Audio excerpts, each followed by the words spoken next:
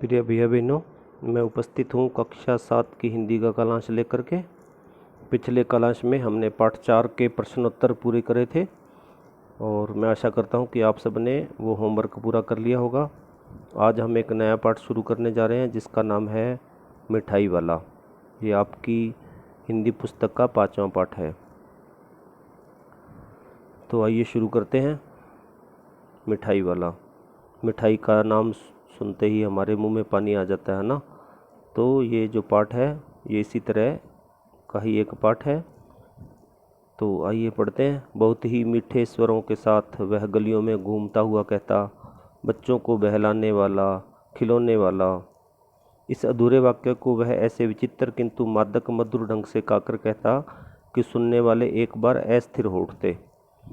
तो इस तरह हमारी गलियों में कुछ सामान बेचने वाले आते हैं ना, तो उसी तरह ये भी एक कोई बहलाने वाला, खिलौने वाला गली में घूमता हुआ आता है और वो ऐसे बोलता है कि बच्चों को बहलाने वाला, खिलौने वाला।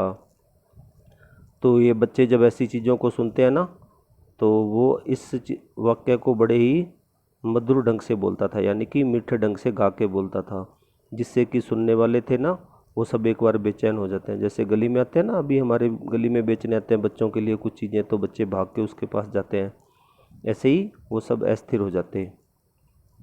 उसके स्नेहाभिषिक्त कंठ से फूटा हुआ गान सुनकर निकट के मकानों में हलचल मच जाती। तो वो अपने गले से इतनी मीठी आवाज़ में वो गाना गा करके ऐसे बुलाता, तो जो पास के मकान होते थे उनमें हलचल मच जाती, यानी कि छोटे बच्चे भागने लगते। छोटे छोटे बच्चों को अपनी गोद में लिए युवतियाँ चिक्कों को उठाकर छज्जों पर नीचे झाँकने लगती। तो जो बहुत छोटे बच्चे होते ना, उनको उनकी जो माता होती हैं, उनकी मम्मियाँ होती हैं, वो गोद में उठा करके और चिक्कों मतलब पर्दा लगाते हैं ना, धूप आने के लिए पर्दा लगाते हैं, उसको चिक बोलते हैं। तो छज्जों उसको उठा करके छज्जों से नीचे झांकने लगती कि कौन आया है। गलियों और उनके अंतर्व्यापी छोटे छोटे उद्यानों में खेलते और उठलाते हुए बच्चों का झुंड उसे घेर लेता। और गलियों में और उसके अंदर जो छोटे छोटे पार्क होते हैं उनमें जो बच्चे खेलते वो भी उसको आके घेर लेते। तब वह खिलौने वाला वहीं बैठकर खिलौनों की पेटी खोल देता। बच्चे खिलौने देखकर पुलकित हो उठते। बच्चे जो होते हैं ना, वो खिलौने देखकर बड़े खुश होते। वे पैसे लाकर खिलौनों का मोल भाव करने लगते। पूछते, इसका दाम क्या है? ऐसे बच्चे तोतला बोलते हैं ना, छोटे बच्चे, तो वैसे उसको पूछते थे भी इसका क्या दाम है। ऑल इचका, और इसका यानी कि इसका दूसरे का क्या दाम है। ऑल इचका, और इसका क्या दाम है।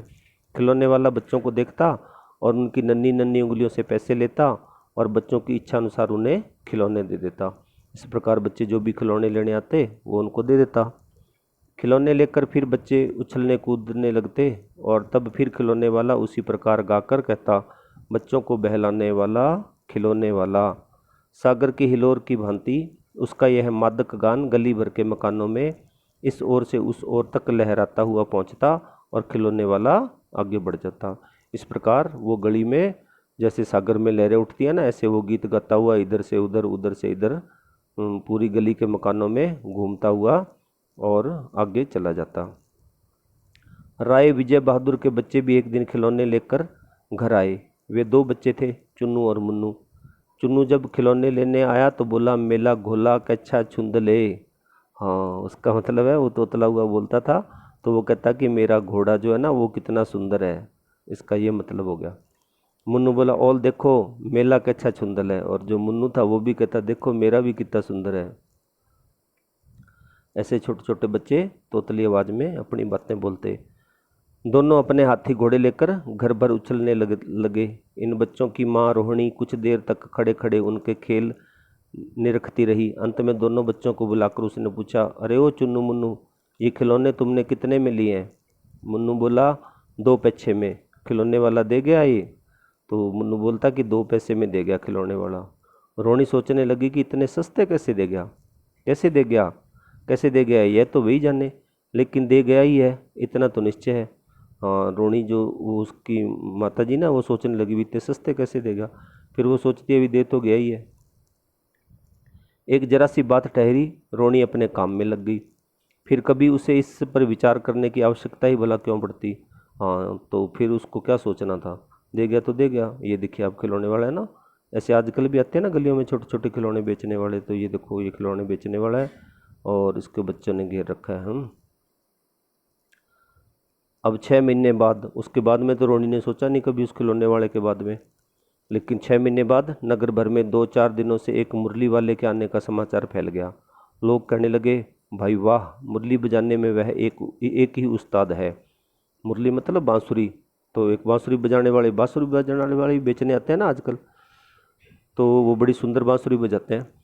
तो वो जब आया ना तो लोग कहने लगे, वाह भी, वो तो मुरली बजाने में उस्ताद है। मुरली बजाकर गाना सुनाकर वह मुरली बेचता भी है, सो भी 2-2 पैसे में। भला इसमें उसे क्या मिलता होगा, मेहनत भी तो ना आती होगी। तो कहने लगे वो ना बेचता भी है मुरली और 2-2 पैसे में, और इतने पैसे में तो उसे मिलता भी क्या होगा, क्योंकि मेहनत भी बहुत लगती है। एक व्यक्ति ने पूछ लिया, कैसा है वह मुरली वाला, मैंने तो उसे नहीं देखा।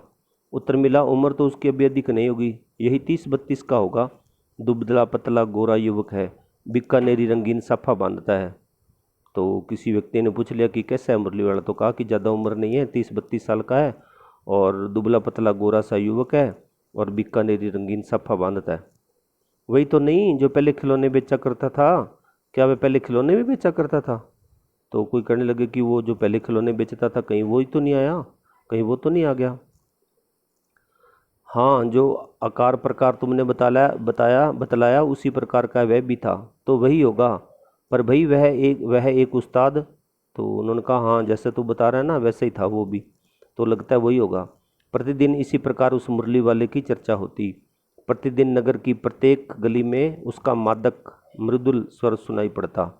तो प्रतिदिन जो नगर था, वो जो शहर था, उसमें उसकी गली में उसका जो मीठा स्वर था वो सुनाई पड़ता सबको। बच्चों को बहलाने वाला मुरलिया वाला, तो अब वो मुरलिया वाला बन गया था क्योंकि वो मुरली बेचने लग गया, पहले वो खिलौने बेचता था।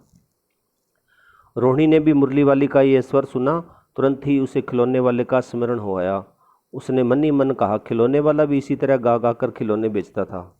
रोहिणी उठकर अपने पति विजय बाबू के पास गई। जरा उस मुरली वाले को बुलाओ तो चुन्नू मुन्नू के लिए ले लूं, क्या पता यह फिर इधर आए ना आए, वे भी जान पड़ता है पार्क में खेलने निकल गए हैं। तो रोहिणी कहने लगी, भी उसको बुलाओ मुरली वाले को, चुन्नू मुन्नू के लिए मुरली लेते हैं, बांसुरी लेते हैं। विजय बाबू एक समाचार पत्र पढ़ रहे थे। उसी तरह उसे लिए हुए वे दरवाजे पर आकर मुरली वाले से बोले, क्यों भाई, किस तरह देते हो मुरली। किसी की टोपी गली में गिर पड़ी, किसी का जूता पार्क में छूट गया और किसी की सोथनी यानी कि पजामा ढीली होकर लटक गई। हाँ, ये बच्चे भागते भागते आते थे ना दौड़े हुए। इस तरह दौड़ते हाँफते बच्चों का झुंड आ पहुंचा। एक स्वर में सब बोल उठे, हम भी लेंदे मुरली और हम भी लेंदे मुरली, यानी कि हम भी लेंगे मुरली, हम भी लेंगे मुरली। तो ये इतना पाठ हम आज पढ़ेंगे क्योंकि समय का ध्यान रखना पड़ता है। शेष पाठ हम अगले क्लास में पढ़ेंगे। और इस पाठ के साथ मैं आपको इसके कुछ प्रश्नों के उत्तर आपको भेज रहा हूँ पीडीएफ फाइल में। ये देखिए नीचे प्रश्न इसके, ये इसके प्रश्न तो काफ़ी हैं। तो कहानी से अभी आज हम 4 प्रश्न मैं भेज रहा हूँ, 1, 2, 3 और 4। बाकी इसके 4 प्रश्न कहानी से हैं, फिर कहानी से आगे के हैं, फिर कल्पना के हैं, फिर भाषा की बात है, वो अपने फिर अगले क्लासों में करेंगे। तो अभी आज मैं इस वीडियो के साथ 4 पीडीएफ की फाइल आपको भेज रहा हूँ 4 प्रश्नों की। तो आप उसको आज का होमवर्क करना है, बाकी शेष हम अगले क्लास में करेंगे। जय हिंद, जय भारत।